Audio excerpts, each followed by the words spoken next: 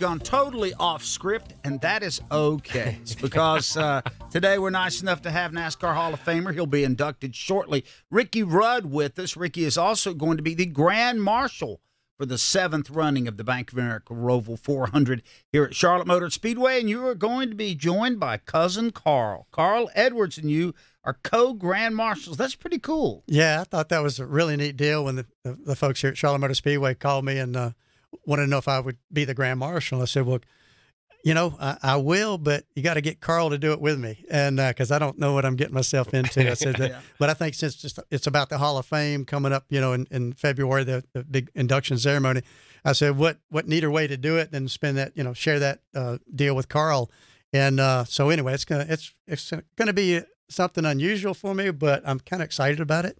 That's neat. Before we got you on the show, we were talking about NBC's new lead anchor for the Cup Series, Yeah. Lee Diffie, who has a very illustrious announcing background, and apparently you guys are like buddies. Well, it's kind of strange, you know. Lee Diffie and I go back, I don't know, 10, 15 years, but Lee actually, of course, he wasn't around much. He moved into a neighborhood not far from where I live, and we have mutual friends, and we've met each other a couple of times on, you know, different events, but Lee and I we would ride mountain bikes. I used to be on a heavy mountain bike program, and this is going back 4 or 5 years ago. But Lee, I call him Diff.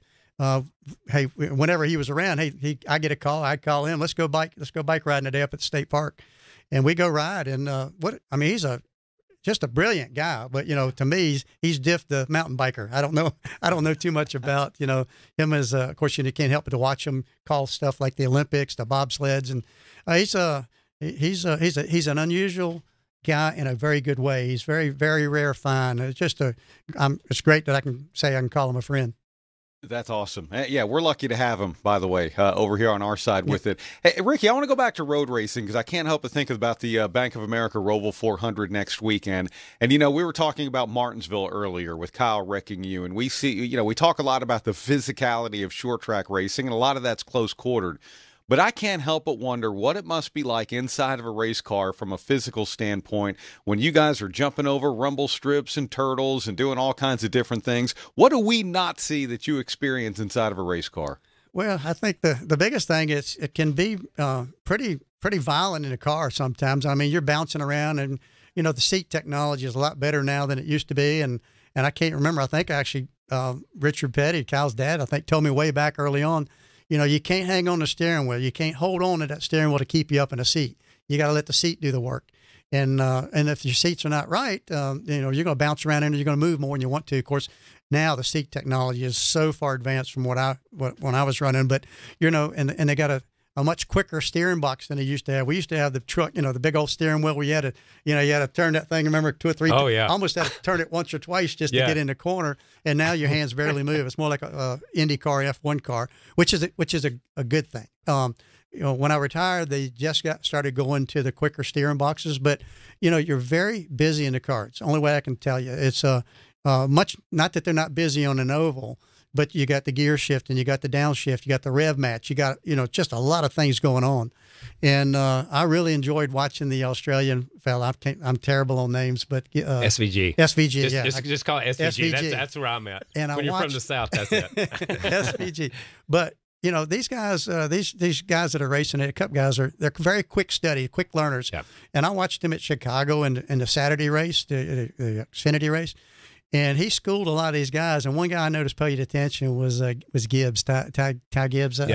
He watched him. He ran a good race after following SVG. That's right. Yeah. Shane Van Gisbergen. That's it. All right. So anyway, but I watched him, and he's very smart at what he does. You know, he's came from street racing. But what I've watched him, what he does, he would put himself, and Kyle, I'm sure he's watched him a lot too from the booth, but he puts himself in a position way early, many turns earlier than you would think. So a turn that normally you're going to run along and say, well, I ain't got to worry about playing defense. If he's trying to move through the field and you're in front of him, you're going to say, well, you know, that guy, he's SVG, he's not coming now. He's going to wait for me over here in this turn. Well, he'll jump in there beside you and make you run side by side for at least 3 turns where he knows eventually that he's going to get the advantage. Not now, not later. He knows exactly 3 turns away, I've got him. I got this guy beat. But patience, don't rough him up. Don't make him mad. Don't hit him. Don't rub him.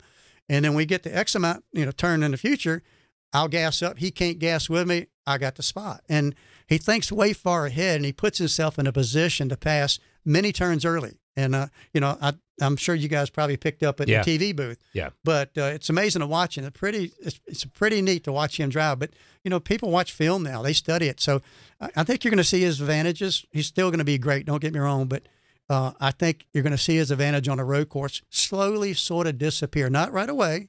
And he'll still be up front. He'll be one of the guys to beat. But I think these guys are going to, they're studying him. They're watching him, watching film. They're going to learn what he's doing. Yeah, that's a great point, because when Ricky came along, everybody watched him, and you got a couple of guys that got better, and then the next group that comes along, and that's interesting. You said that about my dad.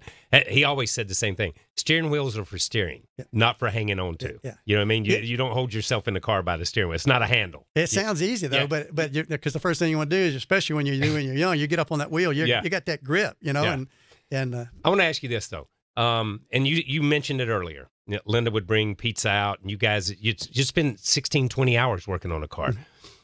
You get to that point, and that's over, and you don't drive anymore. How hard was that for you? And because the hardest thing for me was not working on cars and not being around cars, and not going. I couldn't go in the garage area for 2 years because I didn't feel that was not my place anymore. How hard was that for you? And what are you doing now? I think fans want to know what Ricky Rudd's doing now. First of all, my brain thoughts only work one question at a time. You set me up for 3 questions. Yeah, I know. I'm sorry. Will you write that down? I'm sorry. No, the first one about how do you transfer from a mechanic to a driver, because you had to do a little everything. Well, first of all, I wasn't a very good mechanic at all. Yeah. You were probably a good mechanic. You learned from the best. But I wasn't that. I was a mediocre mechanic at best. I did learn how to set my cars up. I would do some of the chassis setups later on.